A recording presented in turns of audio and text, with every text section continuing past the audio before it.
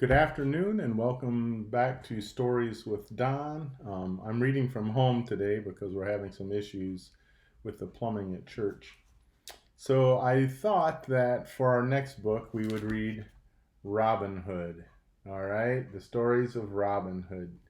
And I think this will be fun. Every chapter is a different little story all in itself. So it will stay kind of exciting. And the first chapter is kind of long, so I think we'll do like we did uh, with Robinson Crusoe, and we will just read half a chapter at a time. Uh, and that's what we'll do.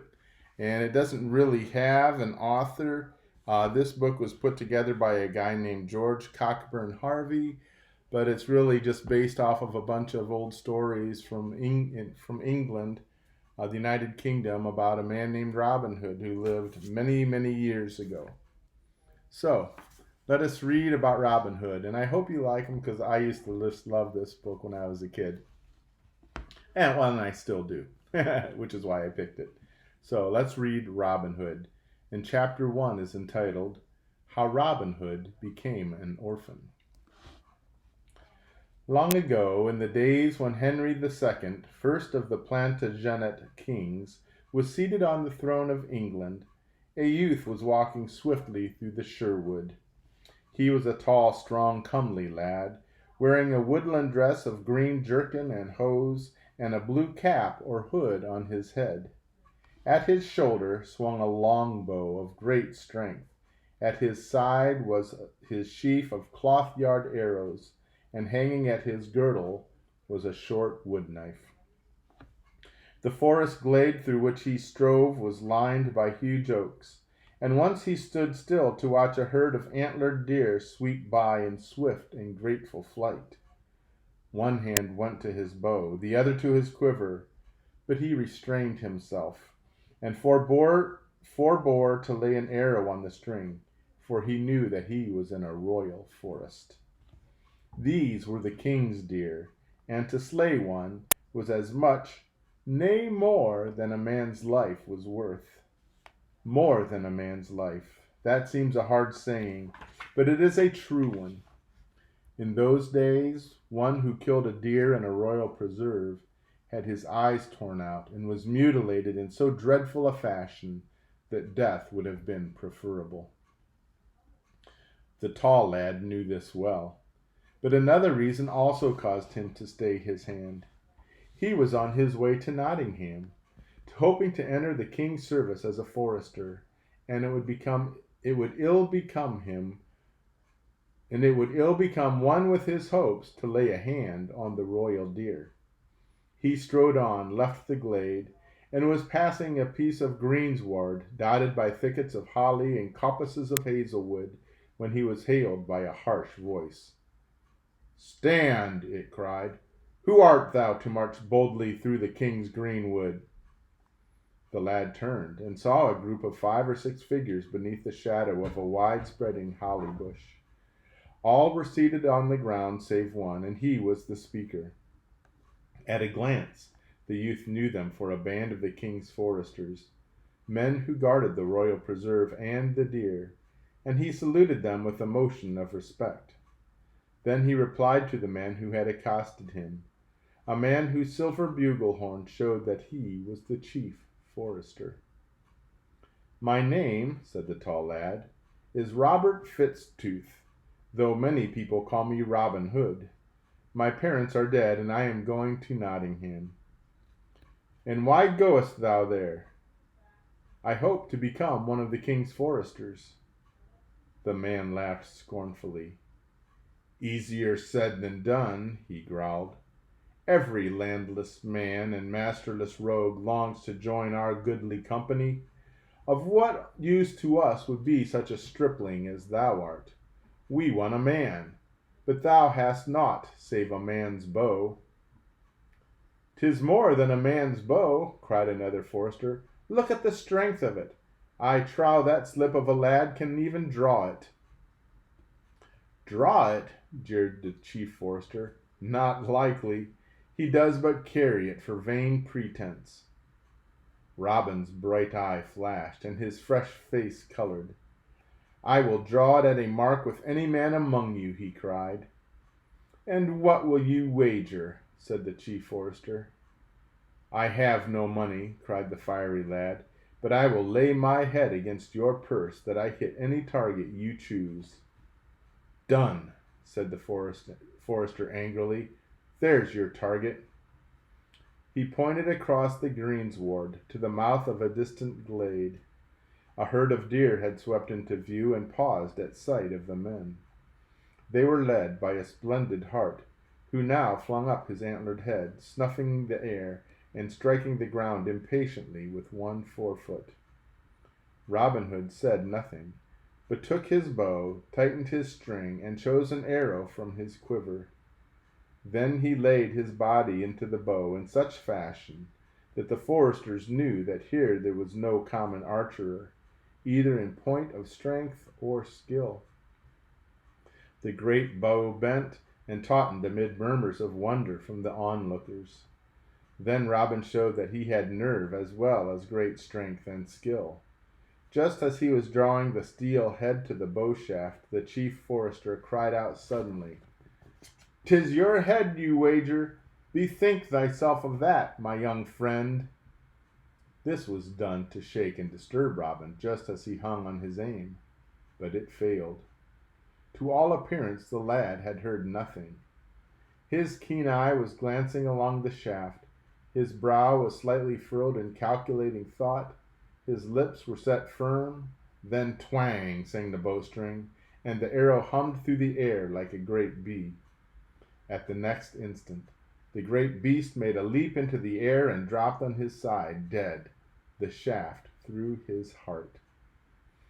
For an instant the foresters were dumb with amazement at the wonderful shot. Then murmurs of wonder arose. Robin turned quietly to the chief forester. "I have won the purse," he said. But the man smiled an evil smile. "I will tell you what you hast won," he said jeeringly. "Thou hast won the pains and penalties of the forest laws. Yon was a king's hart royal, and so good a bowman as thou art must well know what it means for a man to slay a deer in the royal forest. Seize him and bind him, my men." Robin saw the fearful danger into which his hasty acceptance of the target had led him, and turned to fly. Too late. A couple of foresters had already sprung on him. He was tripped up and borne to the earth, and in a trice his feet and hands were lashed together with bowstrings. "Now we have a deer-killing rascal taken red-handed," chuckled the chief forester. "Twice or thrice of late the sheriff hath complained to me that deer be stolen from the coverts, and yet we bring no rogue to be charged with the theft. This day we can content him." Robin's blood ran cold as he heard these words. The treacherous villain had drawn him into the trap of shooting the deer, and now meant to give him up in cold blood as a common deer slayer, and to pretend that his capture was proof of the keeper's vigilance. The forester's speech was hailed with shouts of applause from his underlings. "Aye," cried one, "and let us take him in as such a knave should be carried." "How, Hubert?" demanded the chief forester. "Why, bound in the hide of the deer he hath slain," cried Hubert. "Good," cried his leader. "Off with the hide, lads, and tie the rogue in it." The knives of the foresters made short work of stripping off the skin of the deer, and within a short time Robin was wrapped in the hot, greasy hide, the latter lashed across with spare bowstrings. The lad's head was thrust through an opening where the deer's neck had been, but the rest of him there was but a shapeless bundle, enclosed in the soft, dappled fur which had so lately clothed the great stag. Robin's heart was bursting with rage and scorn for these mean traitors, but he was helpless, and the future was very black. The Norman sheriff would never listen to a word that he might say. It was clear that an example was needed, and that he was to furnish it. And the picture rose before his eyes of the marketplace of Nottingham, and himself under the hands of the hangman who would carry out the dread sentence of the law. He had once seen a poor fellow suffer for this very offense that he was charged with, and he writhed in agony to think about the punishment that now hung over him. To hobble about for life, blind and a cripple, he who was now so young and strong, was too frightful a fate to dwell upon, and he twisted and turned in his bonds and struggled to get free. But every effort was in vain. He was bound too securely for that. "How shall we carry the knave in?" cried one of the rangers. "Marry, but I have just thought of that, Dickon," replied the chief forester. "Did we not see 2 or 3 Saxon hinds, laborers, cutting wood a short half-mile from here as we came along? Listen, we can hear them now." There was silence among the band, and the sound of axes rang from a distance. "Run, Dickon," said the leader to the man who had spoken, "and bring them hither with the sled they had with them for dragging home the logs." Away went Dickon, and in a short time he returned with the woodmen and their sled. "Take up this knave," commanded the chief forester. "Fling him on your sled and drag him before us to the town." The woodmen were 3 in number, and 2 hastened to obey, the 3rd following more reluctantly. All 3 belonged to the poorest class of workers, and were dressed rudely in jerkins made of cowhide, with sandals and leggings of the same material, and no head coverings on their matted shocks of hair. 2 were old men, and these were swift to obey the command of the forest tyrants whom they feared. The 3rd was strongly built, square-shouldered fellow of some 30 years of age, who, as has been said, moved more slowly to obey the command. Among them, however, Robin was taken up and swung into the sled, a framework of planks set upon 2 wooden runners, the latter shaped from pieces of ash, which curved up naturally toward the forepart. Then the 3 hinds seized the rope, and with the sled was drawn along, and the rude carriage slid easily across the short, crisp grass. Within half a mile they gained a rutted track, along which they turned, and now the sled bumped and jumped and tossed the deer-hide bundle with its human contents from side to side. Robin was not flung completely off, because a row of posts stood up on either side of the sled to prevent a burden from being dislodged, but he was banged and bumped from side to side, utterly unable to help himself, while the brutal foresters roared with laughter at the hopeless plight of their captive. The hide, too, was cramping Robin's limbs in dreadful fashion, and as it drew tighter, moment by moment, he could have cried out in agony. But he shut his teeth and maintained silence, knowing that his groans would be music to the ears of his brutal captors. Suddenly, the course of the jolting sledge was interrupted. The chief forester sprang forward and brought his bow stave down with tremendous force across the shoulders of the young woodsman. "Ha, knave!" he cried, "thou dost not pull with a will. What wouldst thou show thy Saxon sullenness to us, the keepers of the forest?" And he rained a shower of blows on the man's head and shoulders. The woodsman's hand dropped to the handle of the short, broad-bladed knife thrust at his girdle, but at a cry from one of the old men he withdrew it, and pulled as if he had been a horse which had felt the urging lash. "Will, lad," cried the old man in a trembling tone, "pull, pull, anger not the forester." "Aye, old man, you speak sooth," said the tyrant with a savage laugh. "That advice is good indeed. Twere well that Will should not anger the forester. Pull, Will, pull, dog of a Saxon." And the forester laid down 6 hearty blows again on the young woodsman. Beneath the fell of matted hair, the Saxon's eyes gleamed redly, but he bent his head to the storm and pulled with a will in the most humble and obedient fashion. Presently, a turn of the way brought them to a small hamlet of 6 huts, the largest of the houses being decorated with a bush hanging before the door. "A tavern! A tavern!" cried Hubert. "What say you What say you to a halt here, comrades? I trow I could empty a flagon after our long walk through the forest." The others were of his opinion, and the sled came to a stand at the door of the little inn, while the foresters called for wine. As they stood there drinking, one of them suddenly raised a great shout. "Look," he cried, "yonder comes a band of our comrades, and see whom they have taken."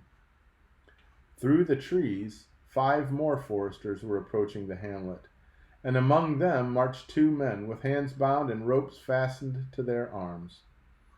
"Good, good!" cried the chief forester in delight.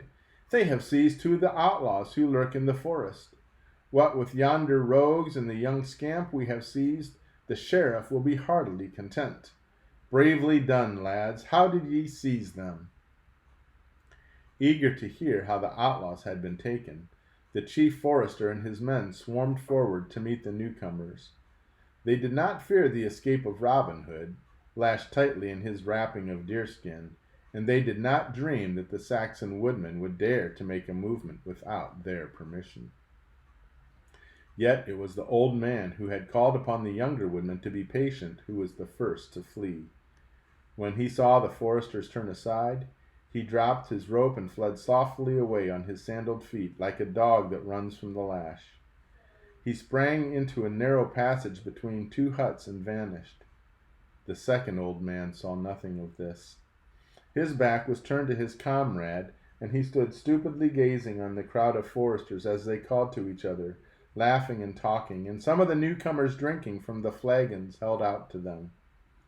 The young woodman, Will, made at first as if to follow his older companion, then cast a glance at the sled. Robin said nothing lest he should call the attention of the foresters, but his imploring eyes spoke for him. In reply, Will dropped on one knee beside the sled, whipped out his broad, sharp knife, and slashed the bowstrings through with a few swift sweeps of his keen blade. Robin was free. His bow and arrows had been laid beside him on the sledge to be brought in witness against him before the sheriff. But now he caught them up, shot between 2 of the upright posts, and left after Will, who was dashing into the narrow passage between the huts. "Hob, Hob!" called Will as he ran. "After us, man, after us!" Hob was the third woodman, the old fellow who stood gazing like an ox at the meeting of the foresters. The warning cry drew his attention, and he looked around with a slow gape of wonder to see his comrades in flight. Unhappily, the voice of Will had caught the ears for which it was not intended.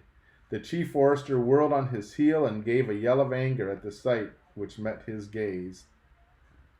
"The knaves are fleeing," he roared in a voice of thunder, "and they have freed the captive. Back, lads, and seize them, alive or dead." He clapped an arrow on his bow as he spoke and drew the string to his ear. Hob was now lumbering after his friends, for at last his slow-moving wits had grasped the fact that a flight to the forest was the safest thing for him. But the gray goose shaft was too swift by far.